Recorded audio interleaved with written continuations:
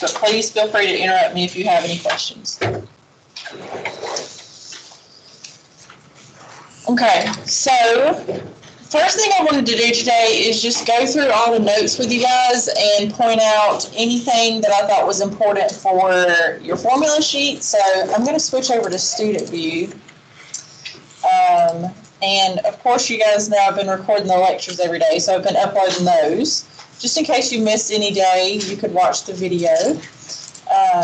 So let's go through the 5.1 notes real quick. Remember, this was a while back, so I'm not sure if you remember, but when we were going over the 5.1 notes, I realized that this table was incorrect, this end behavior table. So I uploaded a correct version of this table.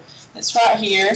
I was telling the other class, you're going to need to use this for the test, so you might want to just copy this into a Word document, like go swing by the library, open up a Word document, and then you can print this out. So you just right-click, hit copy image, and then paste it over.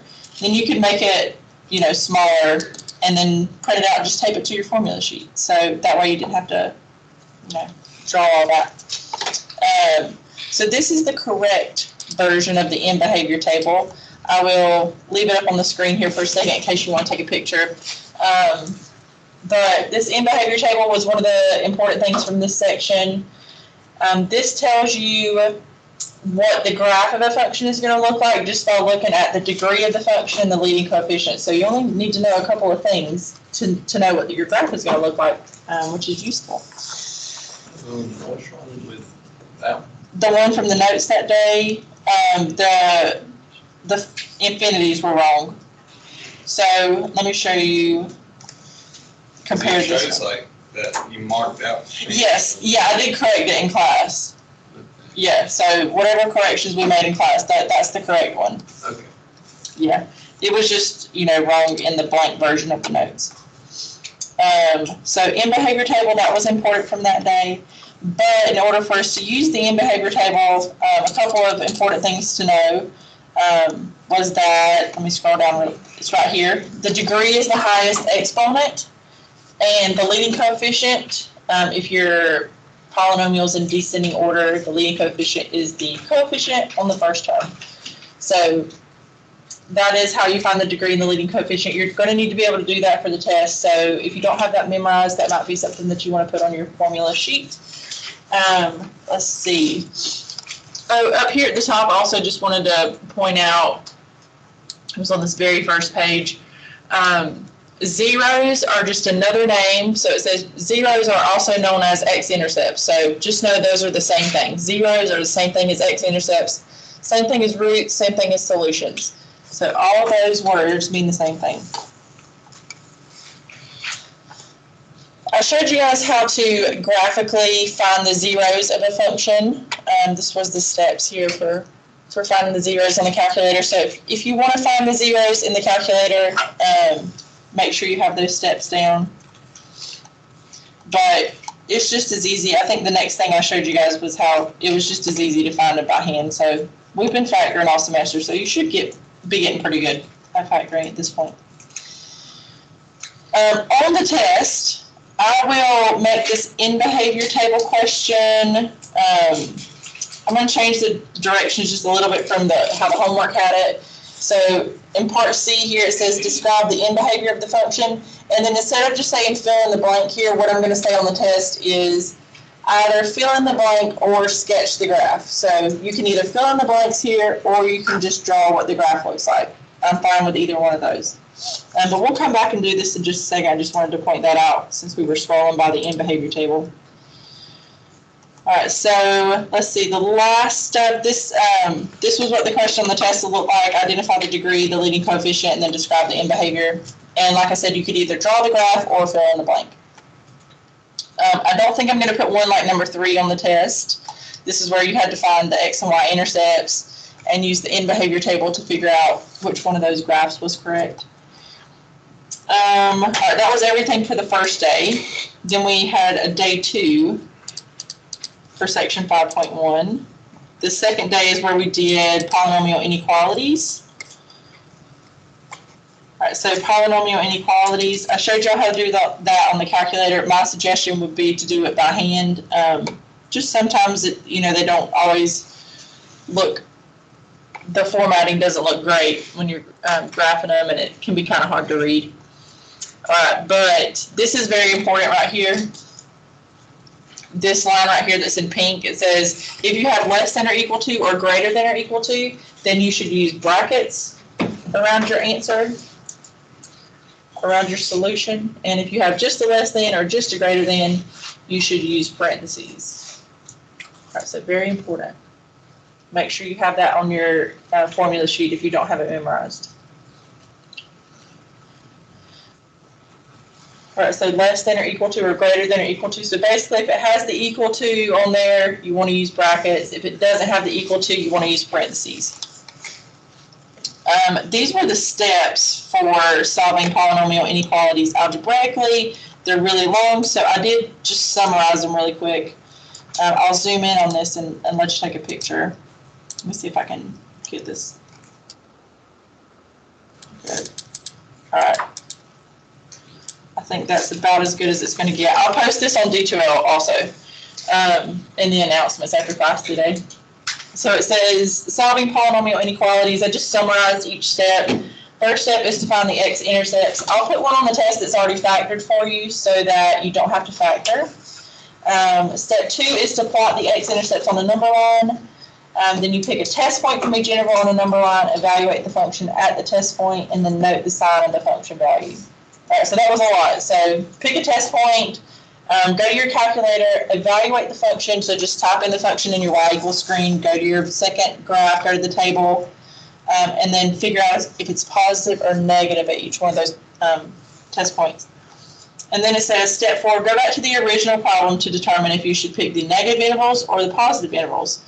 Also determine if you should use parentheses or brackets, and then write your solution in interval notation. All right, so this was like a little summary that you could put on your formula sheet. You may could even shorten like that step 4. But I think this is a pretty good summary.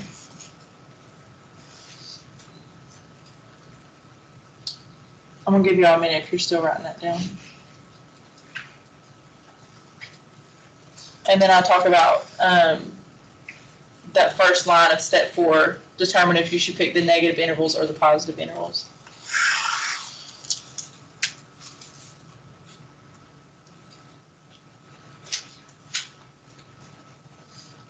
All right, so we're going to do an example of one of these in just a minute. We'll go through every one of the steps, but I just wanted to remind you of what this first line means here. So let's say you had, I guess it's not going to let me write on the screen. If you had something like this, that's supposed to be x plus 2 is less than 0. All right, so what I mean by that, go back to your original problem and determine if you should pick the negative or the positive intervals. This is asking, where is this polynomial less than 0? So that's asking, where is this polynomial negative? So you would pick the negative intervals if it's less than or equal to. I don't want to write on the board because then you can't see it in this video. Let me add on a blank screen here, or blank page. All right, so for polynomial inequalities, if you have a less than or equal to, you're going to pick the negative intervals. This was like the most common question this morning was, how do I know which one to pick? Should I pick the negative intervals or the positive intervals? So if you have less than or equal to, you pick the negative intervals. If you have greater than or greater than or equal to, you pick the positive intervals. So that might be something you want to add to your formula sheet. So again, this is like the first part, the last step.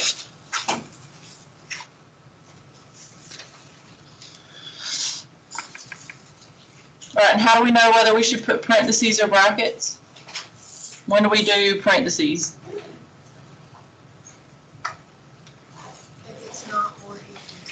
Right, if it's not or equal to. So if there's no little equal to under there, you do parentheses. If there is an equal to, you do brackets. Good. All right, I'm going to jump back over to the notes. All right, so here are, again, those steps I just summarized, and I'll post those on D2L. Here's an example. This was an example where we had to factor. I'll put one on the test that's already factored, so it'll be more like this one. So I put the little stars beside this one in class. The only difference, I think, only thing I would do differently for the test is I probably wouldn't put that squared there. So just probably wouldn't put that squared on there. But otherwise, this looks perfect for the test. I would probably just go in here and change this 8 to something else, change this 5 to something else. Just looking at this, again, it's written right here, but it's less than 0. That means you're going to pick the negative intervals, and it doesn't have the little equal to under there, so we know we're going to use parentheses in our answer. All right, so you can see here where I drew the number line, I picked these test points, I figured out if they were positive or negative, and then I knew since it said it was less than 0, that means it's negative, so we're picking the negative intervals. So that was 0 to 5 with parentheses. All right, so that was everything for 5.1. Let's jump to 5.2. That was polynomial division, I think. Let's see. Yeah, polynomial division. This is where we did long division and synthetic division. You can choose to do whichever one you prefer. On the directions, it'll say use long division or synthetic division, so whichever one you prefer. It'll probably have a remainder, but I'm not sure yet. If it does have a remainder, then remember this is how you write your answer. It's always the quotient plus the remainder, and the remainder's in the form whatever the number remainder was divided by your original divisor. So just to give you an example of what that looked like right here. So you have your quotient, that's the stuff at the top if you're doing long division. And then you have your remainder, which was 1, over our original divisor, which was 3x plus 3.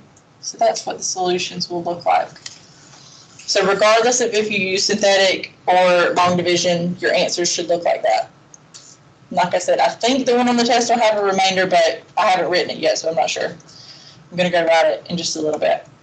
And I did put on the notes like where to look for the steps. So if you would prefer to like write on your formula sheet the steps, let me just show you how you would find that page in the textbook. You would just go to Hawks, click on any of our assignments in here. Let's see. Click on any of these assignments. Sorry, I have these set up. I should have had them set up so that they will open in another window, but I forgot to do that. So you just go to eBooks up here, eBooks, and then click on our book. You will just see our book. I just have all those books because that's what I'm teaching right now. And then go to whatever the page is. So let's see, that one said page 376. So we'll go up here if it'll let us. All right, so page 376. And you can see the steps for long division there. Somewhere around here. There they are. So you could write that down if you wanted to. But I think that it would probably be easier to see with just, writing out an example on your formula sheet. All right, but anyway, let's look back at the notes. All right, so here's an example, a couple of examples with long division. Just wanted to remind you a couple of things about synthetic division. We just did synthetic division on Monday, so it should be pretty fresh on your brain. But I have it underlined here. The divisor has to be in the form x minus c, and always make sure and look out for those missing terms. I'll show you what it looks like when you have a missing term in just a minute when we get to the practice test. So just remember your divisor has to be in the form x minus c, and you have to keep an eye out for missing terms. Right. That was everything for section 5.2. We'll look at section 5.3 notes real quick. That was, that was intermediate value theorem. All right, so I asked y'all in class that day that we covered section 5.3, which one did y'all think was easier, rational zero theorem or intermediate value theorem? And I think we could all agree that intermediate value theorem was a little bit easier. So I said, okay, well, that's the one I'll put on the test. This is the formal version of the intermediate value theorem. It says, assume that you have a function, it's a polynomial, it's got real coefficients, and then you have these two numbers, a and b, and a is the smaller number. It says, if f of a and f of b, that means the y values at those particular x values. So if those y values are different in sign, that means if one's positive, one's negative, then there is an x-intercept between those two values. So just to show you graphically what that means, the intermediate value theorem is super simple. It just sounds complicated. So what that means is that if you have a graph and you have a y value that's positive, so maybe we have one that's up here, and then we have a y value that's negative, it's down here, it's below the x-axis. And if these two lines are on a graph, that means they have to be connected. So at some point, in order for us to connect, whoa, way overshot that one. Let me try that again. My arm was covering it up. So if those are connected on a graph, then at some point, it has to cross the x-axis, which means there is an x-intercept in between those two x values, right? So very simple concept, but the wording just makes it sound a little bit complicated. And let me just remind you, we're going to do an example of this in a minute, but I'll just show you like what these problems look like. Let's see. This is where it gave you a function. I told you guys this was super easy. There's really no work to do by hand here. You just can put this in your y equals screen, go to the table, figure out your y values. You can see here we had one was positive, one was negative. So if they're different in sign, answer's yes. The intermediate value does guarantee that there's an x-intercept in between those two numbers. And then I wrote a little summary here of the intermediate value theorem. I want to take a picture of that. I think that's about as good as I can get it. Oh, God. Give me a heart attack. All right, so given two x values, find the y values.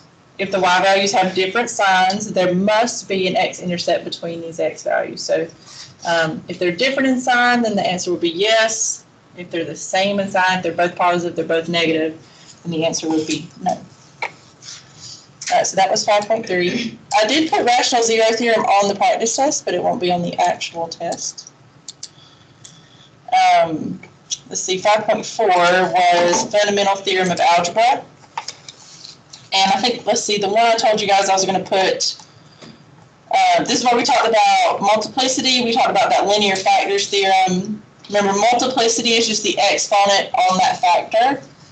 And then we talked about what does multiplicity mean, like in relation to the graph. And this is the one I told you guys I would put on the test. So it says, construct a polynomial with the following properties, and then it gives you a bunch of bullet points. All right, so what do you need to know for this problem? All right, so it's right here. You have to know the linear factors theorem tells you that all of the factors have to be in the form x minus c, where c refers to the x-intercept. So it's always x minus. X minus whatever the x-intercept is. And then the multiplicities here, so like on this line it says 2 is a 0 or an x-intercept of multiplicity 3. Whatever the multiplicity is, that's going to be the exponent on the factor. All right, and then whatever the degree is, that's what all the multiplicities have to add to. All right, so this would be a great example to write down on your formula sheet for the test, because you're going to have one just like this, just with different numbers. Remember, this is all on D2L, so you can always go back and look at this later. All right, and then we had one more section which we just did on Monday, 5.5. That was the Asymptotes section. This was all about rational functions. So what do you need to write down on your formula sheet from here? Well, there's kind of a lot, unfortunately. It's this whole part right here. So how to find the vertical asymptotes, how to find the horizontal asymptotes, and how to find oblique asymptotes. You need to know how to do all three of those. There's only going to be 2 of them on the test. I know for sure vertical asymptotes is going to be on there, and I haven't decided yet if I'm going to put a horizontal or an oblique question. But have the rules down for all 3 of these. And they're kind of long, so I don't think I can get them. I might can get it all on the screen if I open it with Adobe. Let me see.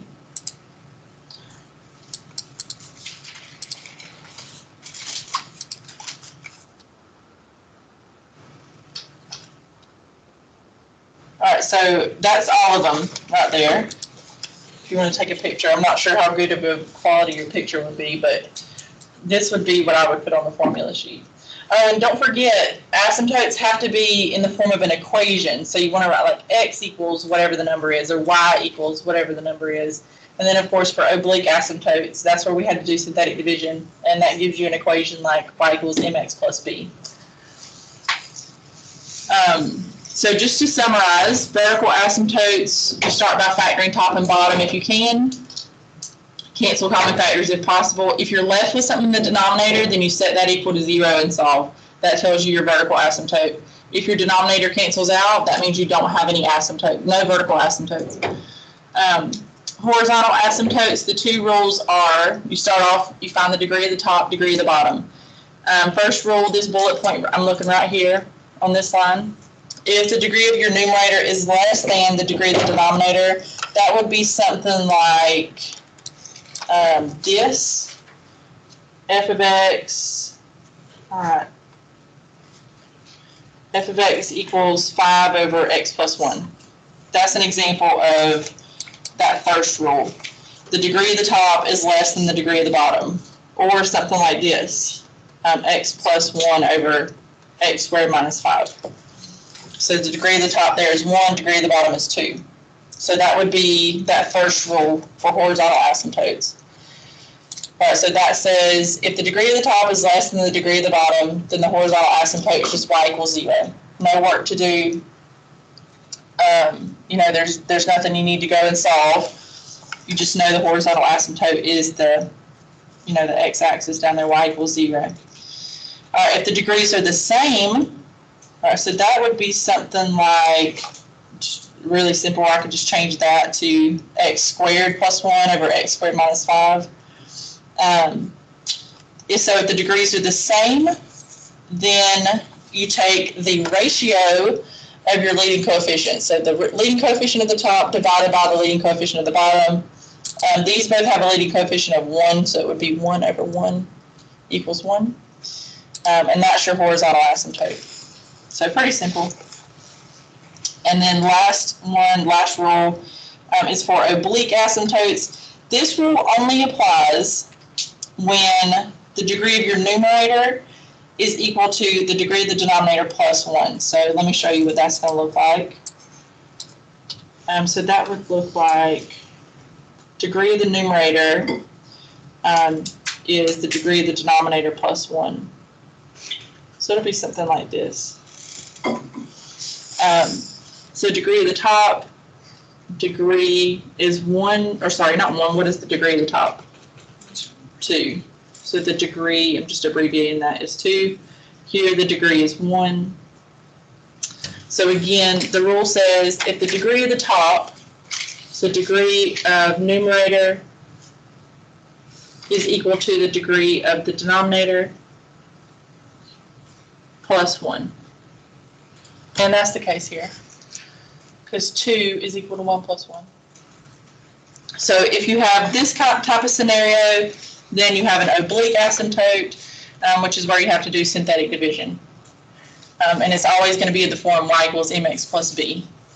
So you'll have a slant asymptote or an oblique asymptote. I'm thinking that for the test, let's see, where I know I had the exam pulled up.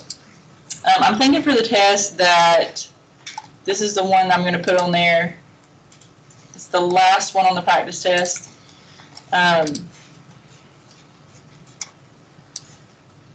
So I think it's going to look like number 11.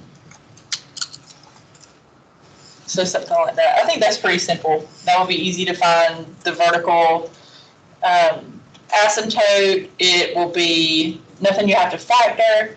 I mean, I've tested you on factoring for the last 2 tests. I don't feel like I need to test you on factoring again. So I thought that would be a reasonable one to put on the test. All right, so.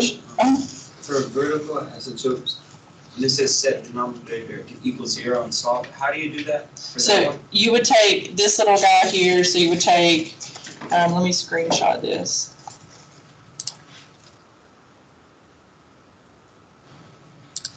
All right, so this one has a pretty simple denominator. So like you were saying, you don't have to worry about factoring because there's nothing to factor here. So you just take your denominator, go over here to the side, set it equal to 0, and then solve for x. So you would just move that 1 over. And then you leave it just like this. This is in the form of an equation. You don't want to write just -1. That would be incorrect. Don't do that. You have to have the x equals in there. Otherwise, it's not in the form of an equation. So that would be the vertical asymptote. Okay. All right. I just have a few questions from the practice test I wanted to go over with you guys. And then I'll let you see if you have any questions, and then we'll go from there. All right.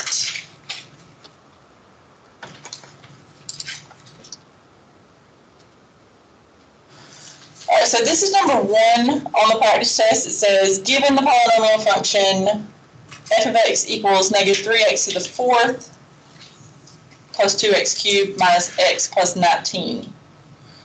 Determine the degree, the leading coefficient, the end behavior. All right, so can you tell me what the degree is here? 4. It's 4. Good, it's the highest exponent. That's all you have to tell me on the test. You don't have to, you don't have to overcomplicate it. What's the leading coefficient? Good, -3. And then determine the end behavior. So this is where you would go to your end behavior table. Remember, the end behavior table uses the degree and the leading coefficient. So it says, is the degree even or odd? The degree here is even. And then is the leading coefficient positive or negative? Leading coefficient here is negative. So we would go to the even negative box on the table. So even, I'm like pointing at this like you can see where I'm pointing. So even and negative. So that would be this one down here, bottom left.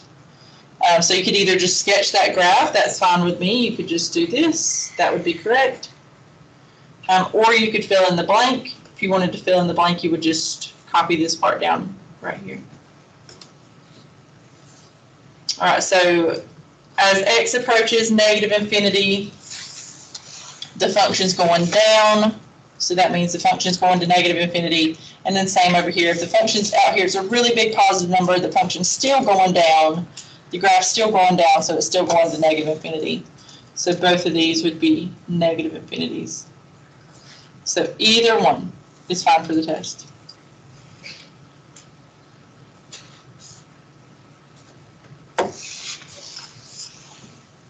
And I'll make sure and change the directions for the test and say, like, either fill in the blank or sketch the graph. Okay. Everybody okay with this one? We're all going to get this one right, hopefully. What if I switched around and I put like 2x cubed minus 3x to the 4th? Would that change the degree?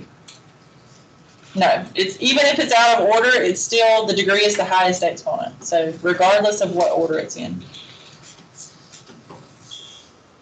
That's the leading, or not leading term test, the end behavior table. End behavior table. Some books call it a leading term test. All right, polynomial inequality. I would say this one and the asymptotes one are probably the most difficult ones on the test. Find the solution of the polynomial inequality. Express your answer in interval notation.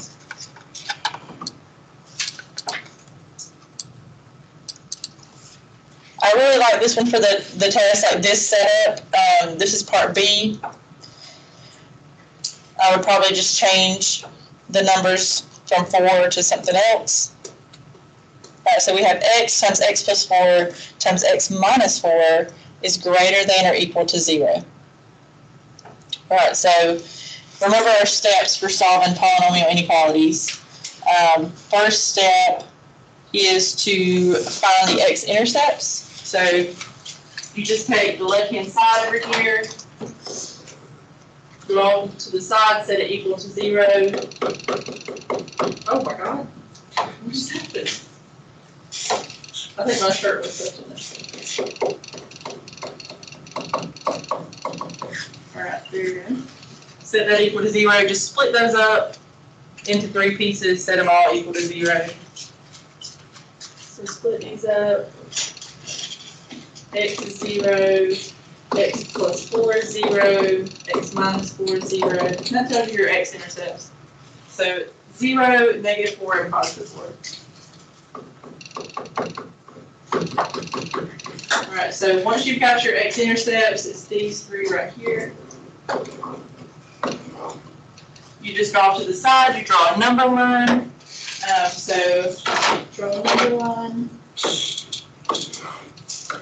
Mark your numbers. Make sure you put them in order from smallest to biggest. If you put them out of order, it would mess all of your intervals up. So negative 4, 0, 4. And then you just pick your test points. So I like to just color each one of these intervals a different color. I think it makes them, you know, look separated, and it's easier to see, like, where am I picking a test point from, but you don't have to do this part.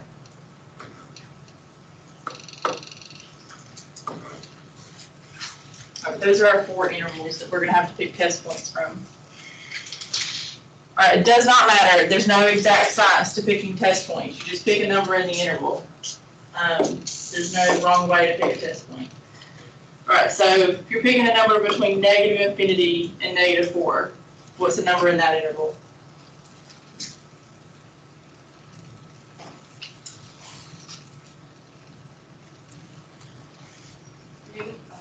Negative 5? Yeah, that'll work. That's what I would pick. Only thing you don't want to do is pick the x-intercept. Don't pick those. Pick something other than those. I want something in between negative 4 and 0. Negative 2. Something in between 0 and 4. 3. And something in between 4 and positive infinity. 5. Those are your test points. Test points.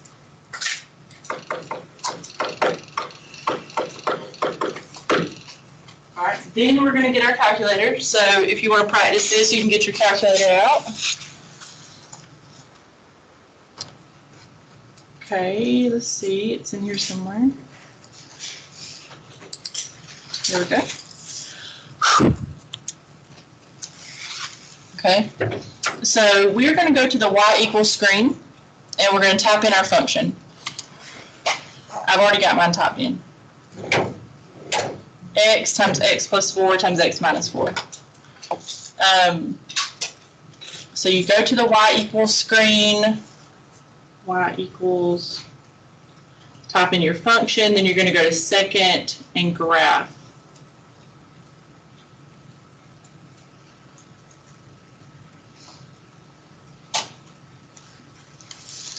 So go to second graph once you've got that typed in, and that's going to take you to the table. And then you're just locating your test points on the table. All right, so second graph, there's our table. And then you're just noting whether the y value is positive or negative at each one of those test points.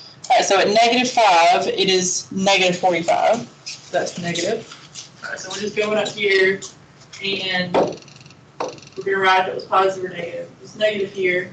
At negative 2, it's positive 24. So positive. Positive 3, it's negative 21. So that's negative. And then at 5, it's positive 45. So positive. That's all we need the calculator for on this one. So once you've got that positive negatives written down, then you can go back to your problem. And then remember the last step. Let me pull it up, it's right here. Go back to the original problem to determine if you should pick the negative intervals or the positive intervals. Also determine if you should use parentheses or brackets. Write the solution in interval notation. All right, so look at the original problem. This one said greater than or equal to 0. So should we use parentheses or brackets? Brackets. Brackets. And it's greater than or equal to 0. So greater than 0 means we should pick positive or negative. Positive. So that's here. This one is positive, the green one, and the purple one. All right, so -4 to 0. So first interval, -4 to 0. And we're using brackets. And you don't have to put the union there. Just write the word and. And then our second interval is 4 to positive infinity. Infinities always get parentheses, but our numbers get brackets. Someone in the first class this morning was asking, why don't we use a union symbol there like we did before? That's because the union symbol means or, and we need to have the word and on this one. So or means something different than and in math. So we're just using the word and there instead of writing the union symbol. All right, any questions about this one? I would say this is probably one of the most difficult ones on the test. If you can do this, then you're going to be fine. Okay. This was the steps for solving polynomial inequalities. I gave you that shortened version, so I would definitely use the shortened version instead. Just wanted to point out on this one what a missing term looked like. So I'm going to zoom in on this so you can see better. So here's that function, number 4, part A. This is just like the one I'm going to put on the test. Just change the numbers. Look at the variables here. It goes x to the 5th, x to the 4th, x to the 3rd, x squared, and then it jumps to 5. So what is it missing? X. Good. So it's missing an x term. So just keep an eye out for that. It's missing the x term. Our divisor also isn't in the correct form on this one if we're doing synthetic division. So how would we rewrite this so that it's in the form x minus c? Good. X minus -4. And then what is your value for c here? Very good. C would be -4. Very good. Okay. Just wanted to point those two things out. We just did synthetic division on Monday, so I feel like you don't need me to go through this one. But I will try to give you as much partial credit as I can if you miss something here, but just make sure you show me some work so I can try to figure out what you did wrong. If you miss it, I mean, hopefully you all get it right. All right, rational zero theorem. I'm going to skip that one since it's not going to be on the test. Intermediate value theorem. I'll show you guys this one because it's super easy. It says, given this number 6 part A and B, given a polynomial function f of x equals -x cubed plus 2x squared minus 2x plus 7, find f of 1 and f of 2. And then part B says, does the Ibt guarantee that there's a real 0 in between x equals 1 and x equals 2? So let me show you how we would do that. This one's super easy, all on the calculator. So you just go to your y equals screen, type in that function. All right, so that would be -x cubed plus 2x squared minus 2x plus 7. You would go to your table, so second graph. Let's see, f of 1 and f of 2. F of 1 is right down here. It's right here. F of 1 is 6, and f of 2 is 3. So f of 1 equals 6, no, 3. Whoa. No, slow down. F of 1 is 6. F of 2 is 3. Okay. Those are both the same sign. They're both positive. So, does the intermediate value theorem guarantee that there's a real 0 between those two? No. Good, so that's all you have to tell me is no. But if you're wondering, how did I know that? If they're the same sign, answer is no. There's no guarantee that it crosses the x-axis.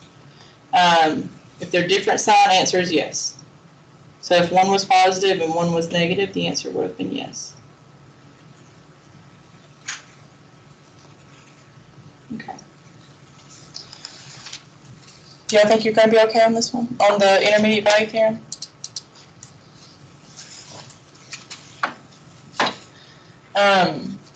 That little summary right there on the right-hand side, same sign answer is no, different sign answer is yes. That's like perfect to put on your formula sheet. That's all you really need to know.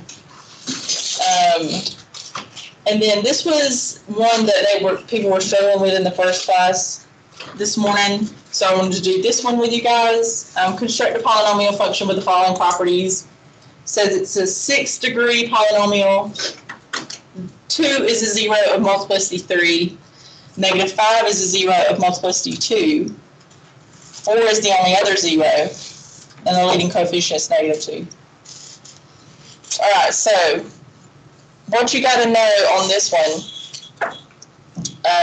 to be able to do this is that the linear factors theorem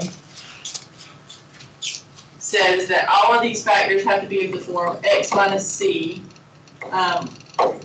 where c is the x-intercept.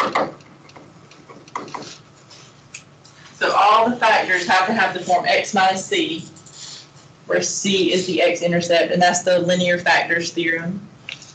Oh, and the other thing to remember is that the multiplicity refers to the exponent on the factor. So the multiplicity refers to the exponent on the factor. All right, so leading coefficient is -2. We'll start there. Start with your function notation.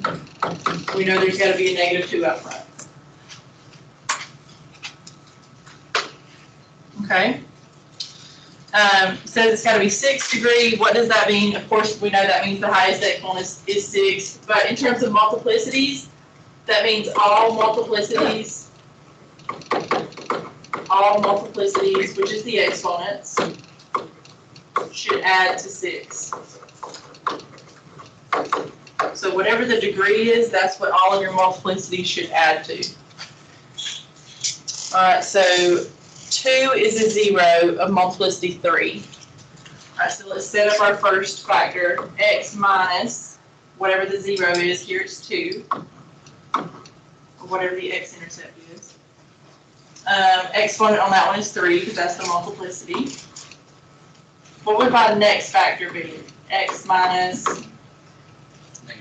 -5. Go ahead and change that double negative to positive.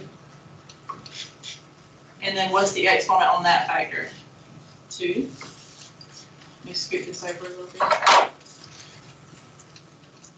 Oh, shoot. All right.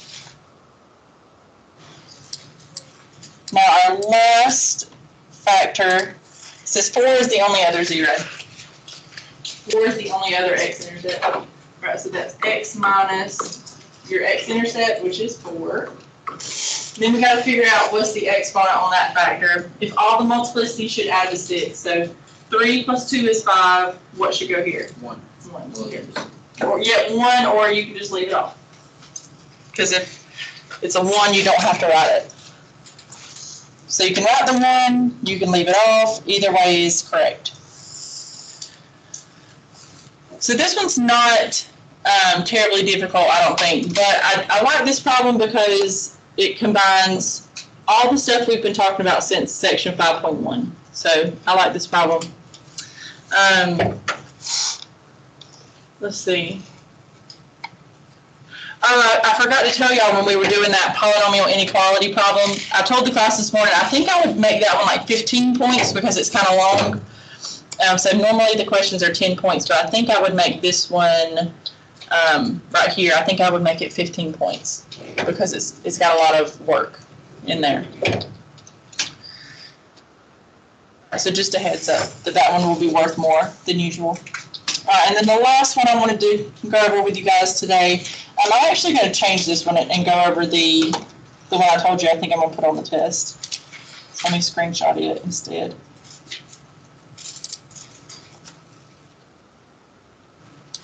I picked this morning to do that question in class because I thought it was the harder question, but it ends up that on that one there's no vertical or horizontal asymptotes, and it's not a very good example. All right, so we'll do this one together. So given the rational function, remember rational means ratio, means fraction. So we have this fraction f of x equals -7 over x plus 1. Find the vertical asymptotes. So the steps for finding vertical asymptotes is you factor if you can. You can't factor here, so there's nothing to factor. So you're just going to take your denominator and set it equal to 0, and that's going to give you the vertical asymptote. So just like when we found the domain, take the denominator, set it equal to 0. So the vertical asymptote is x equals -1. You got to write it in the form of an equation. It's got to be x equals whatever your asymptote is. All right, horizontal asymptotes. This is where you have to go and look at the rules for horizontal and vertical, or not, sorry, not vertical, horizontal and oblique. And you see if, okay, do these even fall under the category of something that would have a horizontal or oblique asymptote? All right, so let's go to the rules. They're right here. Our horizontal asymptote says if the degree of the numerator is less than the degree of the denominator. What's the degree of the numerator?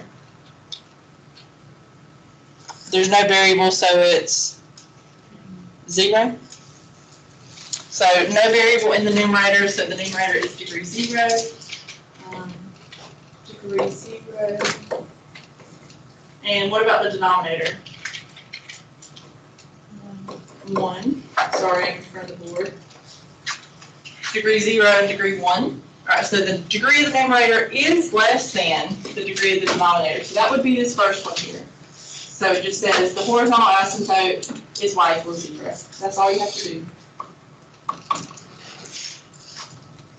So since it has a horizontal asymptote, that means that it does not fall under this category right here because it satisfied this property. The degrees are not the same, so we don't use this rule. And then let's look at oblique. It says the degree of the numerator has to be equal to the degree of the denominator plus 1. And that's not the case here. The degree of the numerator is 0. This is the rule. All right, so degree of the numerator is supposed to be degree of the denominator plus 1. 0 is not equal to 2. So that means there's no oblique asymptote.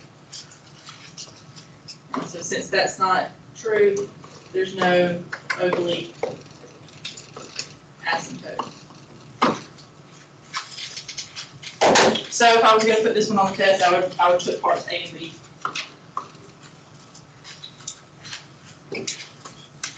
Okay.